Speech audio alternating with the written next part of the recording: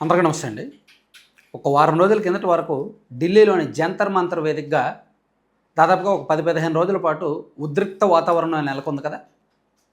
సోనం వాంగ్చుక్ గారు దాదాపుగా ఒక 18 రోజుల పాటు అక్కడ నిరాహార దీక్ష, ఆమరణ దీక్ష చేయడం, ఆ తర్వాత ఆయన్ను ఆసుపత్రికి తరలిస్తే సీజేపీ నేతృత్వంలో అక్కడ దీక్షను కొనసాగించడం, ఆందోళనలు మరింత విస్తృతం చేయడం, దాంతో కేంద్ర ప్రభుత్వం డిఫెన్స్లోకి వెళ్ళి ఇమీడియట్గా ఈ బిల్లు తీసుకొచ్చి ధర్మేంద్ర ప్రధాన్ గారు రాజీనామా చేయడం, ఈ పరిణామాలన్నీ మనం గమనించాం కదా.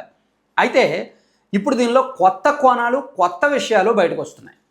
సో తాజాగా టాస్క్ ఫోర్స్ పోలీసులు వెల్లడించిన వివరాలు ఏంటంటే, జంతర్ మంతర్ దగ్గర జరిగిన ధర్నాలో, ఆందోళనలో పాకిస్తాన్కు చెందిన ఉగ్రవాద సంస్థ జైషే మహమ్మద్ అనే సంస్థ కొంతమంది వేగులను, స్లీపర్ సెల్స్ని రంగంలోకి దించి దేశంలో ఒక రకమైన అశాంతి నెలకొల్పాలని, కొన్ని దాడులు జరపాలని, అండ్ కొంతమంది నాయకులను, బీజేపీ అగ్రనేతల్ని వలవేసి హనీ ట్రాప్ చేసి లోబర్చుకోవాలని, అంటే రాజకీయంగా బీజేపీని మరింత బలహీనం చేయాలని రకరకాల ఎత్తుగళ్ళు వేసినట్టుగా పోలీసుల దర్యాప్తులో వెల్లడైంది.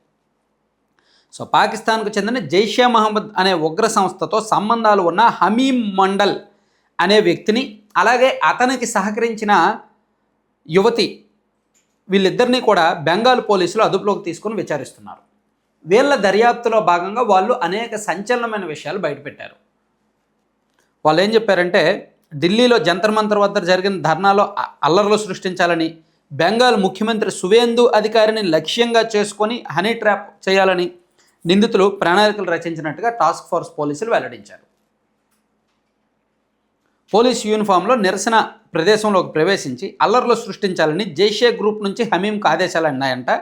సో అందుకోసం కొంతమంది మహిళలు, కొంతమంది పురుషులు, ఈ ఏజ్లో, యంగ్ ఏజ్లో ఉన్న వాళ్ళని, కొంతమంది మహిళల్ని, పురుషుల్ని కూడా వాళ్ళు తీసుకొని వాళ్ళకి కాస్త ట్రైనింగ్ ఇచ్చి, మీరు పోలీసుల రూపంలో కొంతమంది వెళ్ళండి, విద్యార్థుల రూపంలో కొంతమంది వెళ్ళండి అని చేసినట్టుగా చెప్పారంట. అలాగే ఉగ్రవాదులకు సంబంధించిన హ్యాండర్లతో వారు చేసిన చాట్లను కూడా పరిశీలిస్తున్నారు పోలీసులు. సువేందు అధికారి ఏ ప్రదేశంలో పోలీసులు బందోబస్తు లేకుండా ఉంటారో వంటి వివరాలు కూడా వాళ్ళు చాటింగ్ చేసుకున్న దానిలో బయటకు వచ్చిందనమాట. బెంగాల్లోని రాజకీయ నేతలకు హనీ ట్రాప్ విసిరేందుకు హమీంకు సహకరించిన జార్ఖండ్కు చెందిన యువతి అర్పితా సర్కార్, ఈ అమ్మాయికి కూడా ట్రైనింగ్ ఇచ్చి పశ్చిమ బెంగాల్లో కొంతమంది బీజేపీ అగ్రనాయకులను హనీ ట్రాప్ చేయడం ఎలా, సో వాళ్ళ బలహీనతలు ఏంటి, వాళ్ళు ఒంటరిగా ఎక్కడెక్కడ తిరుగుతుంటారు, ఏ టైంలో తిరుగుతుంటారు అనేది ఈ అమ్మాయికి ట్రైనింగ్ ఇచ్చి పంపించారంట. సో 4 ఏళ్ల క్రితం వారికి ఇన్స్టాగ్రామ్లో పరిచయం అయింది. చిన్న స్థాయి నాయకులను పరిచయం చేసుకొని వారి ద్వారా ప్రముఖ నేతలపై నిఘా పెట్టడం, తమ వారిని రాజకీయ పార్టీల్లో కార్యకర్తలుగా నియమించడం వంటి పనులకు హమీం ఈ అర్పితా సర్కార్ అనే యువతను ఉపయోగించుకున్నాడు. బెంగాల్ మంత్రి ఉమేష్ రే కుమారుణ్ణి హనీ ట్రాప్తో కిడ్నాప్ చేసి వారి కుటుంబం నుంచి డబ్బులు వసూలు చేయడానికి వీరిద్దరూ కుట్ర పన్నారు. రాష్ట్రంలో పలువురు రాజకీయ నాయకులతో ఈ యువతకి సత్సంబంధాలు ఉన్నాయి. వారి సమాచారాన్ని ఆమె, అంటే కొంతమంది నాయకులతో హనీ ట్రాప్ చేసి వాళ్ళ వివరాలన్నీ సేకరించి ఆ వివరాలను ఉగ్రవాద సంస్థకు, ఉగ్రవాదులకు ఇచ్చిందనమాట ఈమె. సో దీనికోసం సెపరేట్గా కొన్ని మొబైల్ యాప్లలో వాళ్ళకి కాంటాక్ట్ అయ్యి వేరే మొబైల్ నెంబర్ ఒకటి వాడుకొని అలా మొత్తానికి ఒక పెద్ద కుట్ర అయితే పన్నారు. అంటే ఓవరాల్గా వీళ్ళ ప్లాన్ ఏంటంటే, అధికారంలో ఉన్న బీజేపీ నాయకుల్ని హనీ ట్రాప్లో వాళ్ళు వేసుకోవాలి, వాళ్ళ బలహీనతలను వీళ్ళు వీడియో రికార్డ్ చేసో సంథింగ్ ఏదో చేసి వాళ్ళని లైన్లో పెట్టుకోవాలి, ట్రాప్లో పెట్టుకోవాలి. సో దాని ద్వారా అగ్రనేతల వరకు వెళ్ళాలి. ఫస్ట్ చిన్న స్థాయి కార్యకర్తను పరిచయం చేసుకుంటారు, అక్కడ నుంచి నియోజకవర్గ స్థాయి, జిల్లా స్థాయి నాయకుడు దగ్గరకు వెళ్తారు, అండ్ అక్కడ నుంచి మంత్రులు పిఎల్ దగ్గరకు వెళ్తారు, వారి ద్వారా మంత్రుల దగ్గరకు వెళ్తారు, అలా ప్రభుత్వంలో తలదూరుస్తారు. అలా వీళ్ళు ఒక అమ్మాయే కాకుండా కొంతమంది గ్రూప్ ఆఫ్ ఈ యువతలను కొంతమందిని రిక్రూట్ చేసుకొని ఈ పని మీదే తిప్పారనమాట. ఇవన్నీ ఇప్పుడు దర్యాప్తులో బయటకు వస్తున్నాయి. సో వీళ్ళు కేవలం పశ్చిమ బెంగాల్లోనే ఈ ప్లాన్ చేశారా, లేదా జంతర్ మంతర్ దగ్గర కూడా ఈ కొంతమంది యువకులు అందరూ వెళ్ళి విద్యార్థుల్లో కొంతమంది, పోలీసుల్లో కొంతమంది కలిసిపోయి ఏమైనా అల్లర్లు పెంచాలని చూశారా అనే కోణంలో కూడా పోలీసుల దర్యాప్తు జరుగుతుంది. అందుకే సీజేపీ చేసిన ఆందోళనలో 99% ఇబ్బంది ఏమీ లేదు. వాళ్ళు చాలామంది నిజంగా విద్యార్థులు, కడుపు మండిన విద్యార్థులు, బాధతో ఉన్న విద్యార్థులే రోడ్డెక్కారు.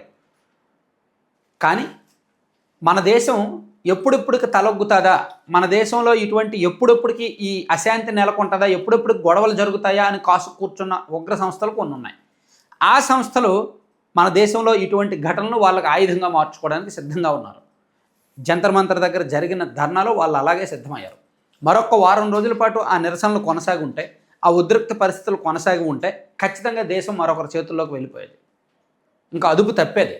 ఇదంతా గ్రహించారు కాబట్టే నరేంద్ర మోదీ గారు అండ్ బీజేపీ పెద్దలు వెనక్కి తగ్గారు. ధర్మేంద్ర ప్రధాన్ గారి చేత రాజీనామా చేయించారు. ఎందుకంటే వాళ్ళకి తెలుసు, ఏమాత్రం చిన్న తేడా వచ్చినా మనకి కాసు కూర్చున్న శత్రు దేశాల వాళ్ళు వచ్చేస్తారు అని వాళ్ళకి తెలుసు, ఉగ్రమోకలు వచ్చేస్తారని వాళ్ళకి తెలుసు.